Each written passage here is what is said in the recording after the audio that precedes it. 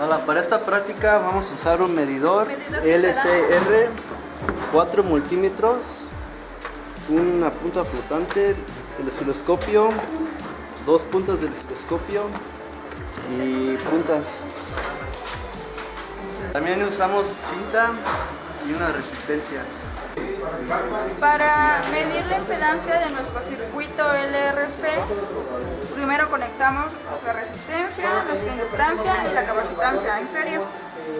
Ya checamos con nuestro medidor LRC o de impedancia, lo checamos y la ponemos en una frecuencia de 100 Hz, que es a lo que vamos a trabajar con el circuito. Lo colocamos en impedancia, medidor de impedancia, y aquí nos estaría dando una de 598 ohms total del circuito.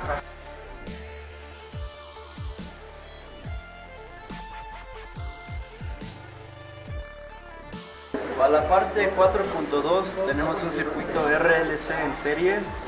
Primero tenemos la fuente conectada al amperímetro, que después sale conectada en serie a la resistencia, que a su vez también está en serie con el inductor, con la inductancia, y luego igual está en serie con el capacitor, y luego va directamente de regreso al amperímetro, que está conectado otra vez a la fuente. Para cubrir el siguiente inciso nos piden conectar el circuito montado a una fuente de 120. Aquí estamos utilizando la corriente variable, ¿no? La conexión variable, porque no nos daba en la conexión fija los 120, nos daba 189. Entonces, bueno, aquí ya obtenemos los resultados. El primero es de la corriente y nos queda de .17 amperes, que es la corriente que le entra al circuito. El segundo voltímetro mide el voltaje de la resistencia, vemos 79 volts. El tercer multímetro es el voltaje de la inductancia que se conectó en serie, y el tercero es del capacitor.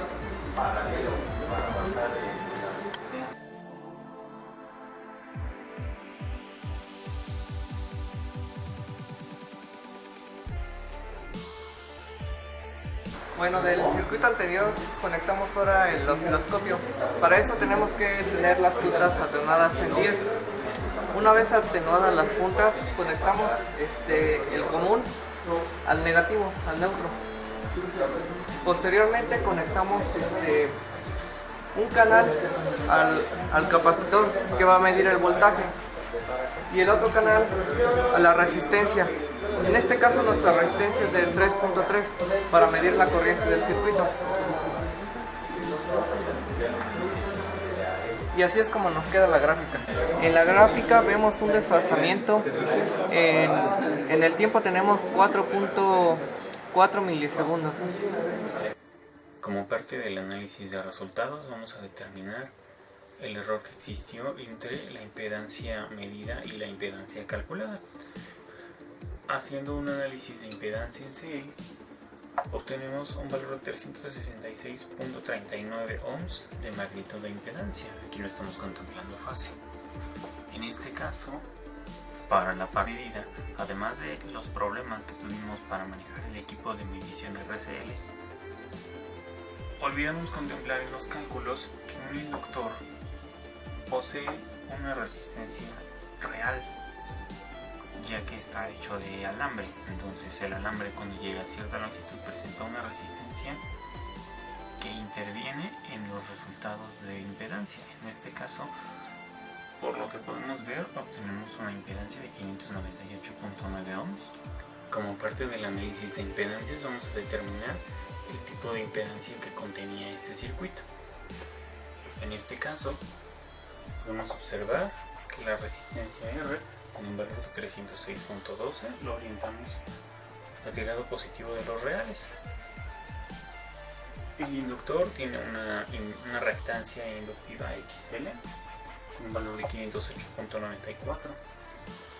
El capacitor posee reactancia capacitiva de 307.72 ohms. Para determinar el tipo de impedancia de este circuito debemos restar la reactancia capacitiva a la reactancia inductiva, obteniendo este vector de aquí, que sería XL menos XC. En este caso, este vector tiene un valor de 201.22 ohms. Y a la hora de realizar el triángulo de impedancias, tendríamos este valor de Z equivalente que se encuentra justamente aquí, obteniendo que nuestra impedancia es del tipo inductivo, pues se encuentra en el primer cuadrante de nuestro plano complejo. Como parte del análisis de resultados, vamos a verificar teóricamente los valores de este circuito. En este caso tenemos un circuito RLC en serie, una resistencia de 300 ohms, un inductor de 1.6 henrys, un capacitor de 8.8 microfaradios y una fuente de 120 seno de 120 pi como valor de voltaje temporal. Bueno, en este caso, para poder hacer una aplicación de fasores, tenemos que convertir la expresión del voltaje de la fuente de senoidal a cosenoidal. De esta forma lo que vamos a hacer es darle un adelanto de 90 grados, agregándole aquí un desplazamiento de menos 90. Y bueno, como eran 120 volts lo que tomamos leído del multímetro, lo vamos a poner como un voltaje RMS. La reactancia inductiva está dada por producto entre la inductancia y la frecuencia a la que va a operar el circuito. En este caso íbamos a operar a 60 Hz. Tenemos 602 ohms. Para la reactancia capacitiva tenemos la relación 1 sobre C omega, son 301 ohms. La impedancia equivalente en su forma compleja sería la resistencia, el valor de la resistencia más J por la diferencia de las reactancias inductiva menos la capacitiva. Tenemos una impedancia compleja de 300 más J, 301 ohms, cuya magnitud sería de 424 ohms, y un ángulo phi que obtenemos de la tangente inversa de la reactancia sobre la resistencia real, que nos da 45 grados aproximadamente. Bueno, este ángulo phi nos va a servir como ángulo para el desfasamiento de la corriente con respecto al voltaje. En este caso el voltaje tenemos que está desfasado 90 grados, como lo vemos en este vector de aquí. El voltaje de la fuente está a menos 90 grados. El valor de magnitud de la corriente y RMS lo obtenemos del valor del voltaje RMS de 120 volts sobre la magnitud de la impedancia de 424 ohms. En este caso tenemos 0.28 amperes RMS y la expresión del fasor de corriente es de 0.28 ángulo de menos 135 grados en amperes RMS. Y bueno, por último, para obtener los voltajes de cada uno de los componentes, en este caso la resistencia, obtendríamos un fasor de voltaje de resistencia de 84 ángulo de menos 35 grados volts RMS para la resistencia, que lo tendríamos de este lado, sería este vector de aquí. Para la inductancia, un total de 168.56 ángulo de 45 grados volts RMS. Y para el fasor de voltaje del capacitor tendríamos un total de 84.28 volts RMS a 135 grados positivos de desfasamiento. Bueno, aquí en este caso tendríamos lo que sería el vector del voltaje de la inductancia. Como podemos ver, está a menos 45 grados de lo que sería la línea de los reales. Y el voltaje del capacitor se encuentra a 135 grados de lo que sería el eje real. Y vamos a hacer un pequeño énfasis en lo que fue nuestra medición de el ángulo de desfasamiento de la señal de voltaje del capacitor con respecto a la corriente en el circuito. En este caso nosotros obtuvimos un tiempo de desfasamiento de 4 milisegundos en el osciloscopio, en lo que fue la señal de voltaje del capacitor respecto a la de la corriente. La señal de corriente se adelantó a la señal de voltaje del capacitor. Y bueno, en este caso vamos a ocupar esta pequeña ecuación, que sería la frecuencia de operación del circuito. Multiplicamos por este factor de 180 sobre pi para obtener el resultado en grados. Y lo multiplicamos por el tiempo de desfasamiento entre ambas señales, la de voltaje y la de corriente, en este 4 milisegundos, dándonos un ángulo de 86.4 grados. Sabemos que el capacitor posee a su vez resistencia, un valor de resistencia real, lo que puede afectar un poco en ese desfasamiento. Y sabemos también que el capacitor posee un desfasamiento de 90 grados. Por lo que esta diferencia de 86.4 grados no suena tan descabellada respecto a lo que sería el valor teórico y el valor real. Bueno, y finalmente la práctica nos pide hacer un análisis teórico de lo que vendría siendo un circuito en paralelo con estos mismos elementos. En este caso aquí tenemos la fuente identificada como BF, la resistencia, el inductor y el capacitor van a tener exactamente los mismos valores que en el circuito en serie.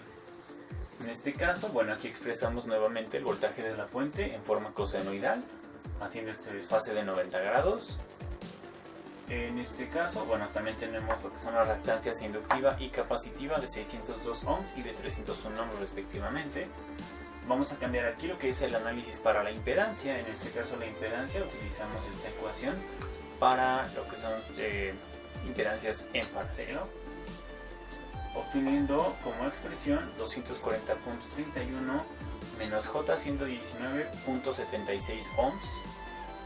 Esto tiene una magnitud de 268.49 ohms y un ángulo de desfasamiento dado por phi igual a tangente inversa de la reactancia sobre la resistencia real, teniendo un ángulo de desfase de menos 26.489 grados.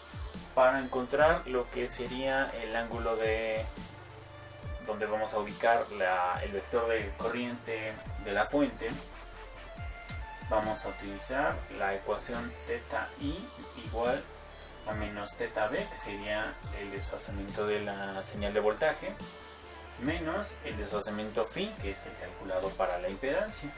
Nos da un total de menos 63.519 grados. Nuestra señal de corriente tendría una magnitud dada por el voltaje de la fuente sobre la impedancia equivalente, dando una magnitud de 0.446 amperes RMS, y la expresión del fasor de corriente sería 0.446 ángulo de menos 63.519, que es el que tenemos acá. Y bueno, para calcular las corrientes en cada uno de los dispositivos, sabemos que como están en paralelo van a tener el mismo voltaje. En este caso lo único que va a cambiar es la corriente. Para el fasor de corriente de la resistencia sería el fasor de voltaje entre la impedancia de la resistencia, en este caso es una resistencia real, serán 120 ángulo de menos 90 volts RMS sobre 300 ohms, nos da un total de 0.4 amperes RMS con desfase de menos 90 grados, es decir, que está en fase con el voltaje de la fuente, que sería el voltaje de la resistencia también. La corriente del inductor está dada también por esta expresión, sería el fasor de voltaje entre J602 ohms, que sería la impedancia del inductor, en este caso sería de 0.199 amperes RMS, ángulo de menos 180 grados. Lo tendríamos ubicado de este lado, un vector muy pequeño. Y por último, la corriente del capacitor, que sería igual, el fasor de voltaje entre menos J 301 ohms, da un total de 0.398 amperes RMS con un desfasamiento de 0 grados respecto a lo que sería en la real. Aquí tenemos el vector de IC, aquí tenemos el vector de IF, a cual menos 63.519 grados aproximadamente. Y bueno, podemos ver aquí lo que sería la ubicación. Este ángulo sería lo que tiene de desfasamiento la señal de corriente de la fuente con respecto a su voltaje.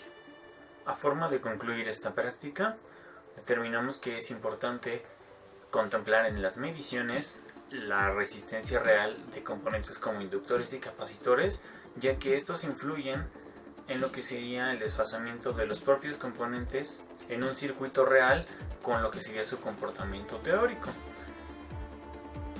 puesto que se tomarían como impedancias complejas y no solo como impedancias imaginarias, como sería el caso de los análisis teóricos que hicimos en este caso.